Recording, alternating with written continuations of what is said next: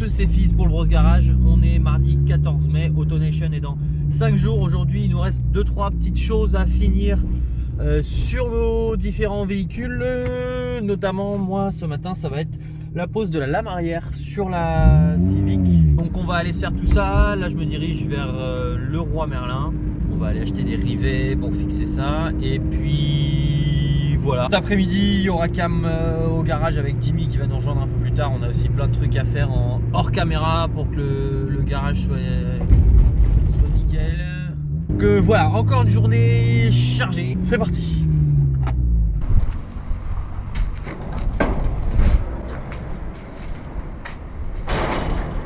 Bruh.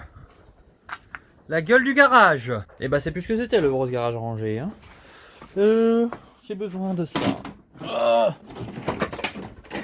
Mais c'est quoi ce... Oh là là. Et on va bosser devant la maison parce que Cam, bah il a gardé les clés. Ce qu'on va mettre aujourd'hui, c'est cette petite lame achetée sur Full Car. Elle avait été achetée neuve sur Full Car Tuning. Moi je l'ai achetée d'occasion, donc le seul petit défaut qui est, c'est voilà, elle a un petit peu fondu ici au niveau du pot d'échappement. Mais voilà, ça vaut 120, 130 euros neuf. Moi je l'ai payé 60 euros avec les frais de port. Donc elle va venir se mettre juste là.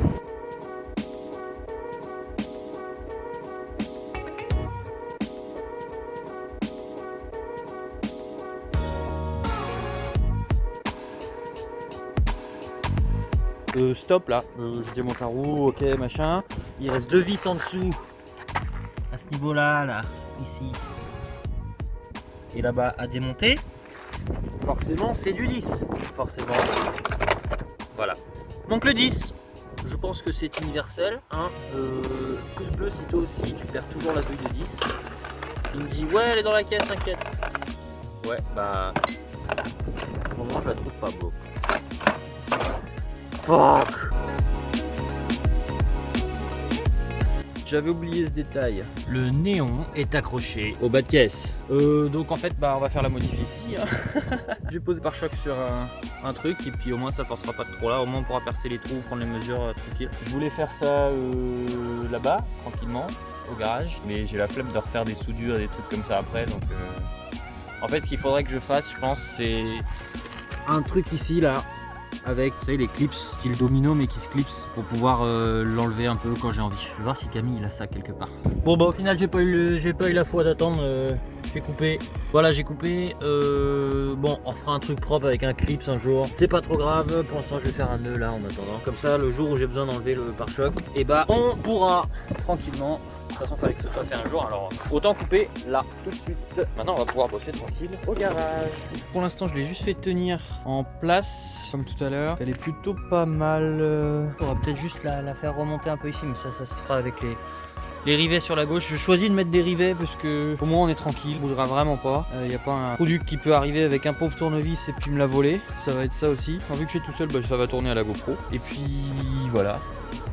Franchement je trouve que ça va bien finir la caisse avec les lames latérales en noir, la lame avant en noir et la lame arrière noire. Ça va être bien sympa au boulot.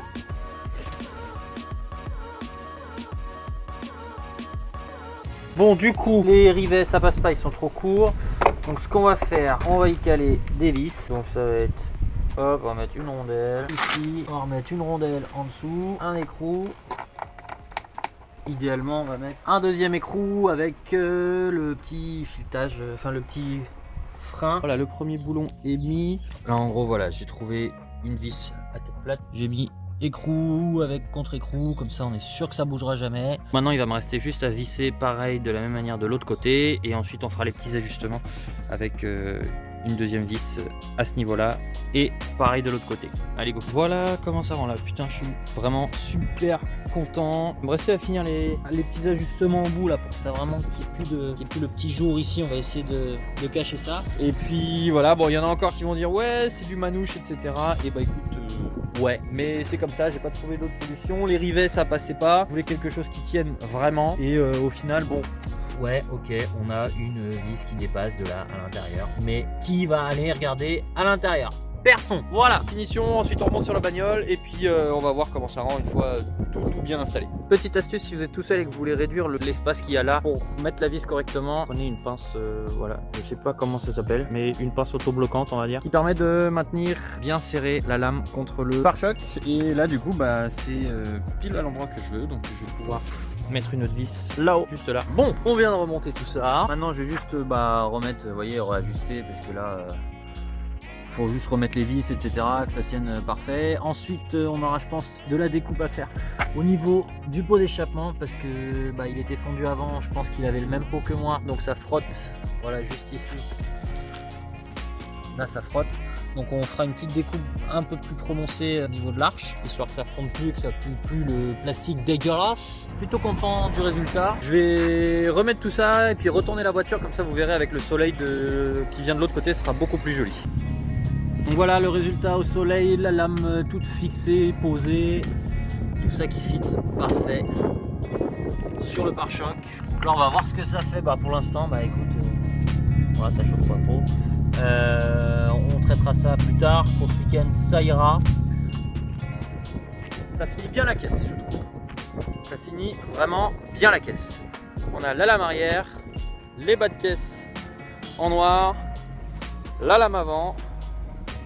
Encore une fois, la voiture est dégueulasse, il va falloir qu'on aille les laver avant AutoNation. Mais voilà, je voulais vraiment que ce soit mis pour ce week-end. Comme je le répète, on se retrouve donc dimanche 19 mai au Super U de Blain pour le rassemblement AutoNation organisé par Akagi. Donc je serai là, moi, il y aura Camille, Capen, Dimi, on aura aussi Clément qui sera là avec la Civic Fast and Furious. Et on aura plein d'autres copains qui seront là, il y aura environ 300-400 voitures sur place. Donc voilà, vraiment, venez nous voir, 11h-17h, dimanche 19 mai au Super U de Blain. C'était Fizz pour le Bros Garage. Ciao.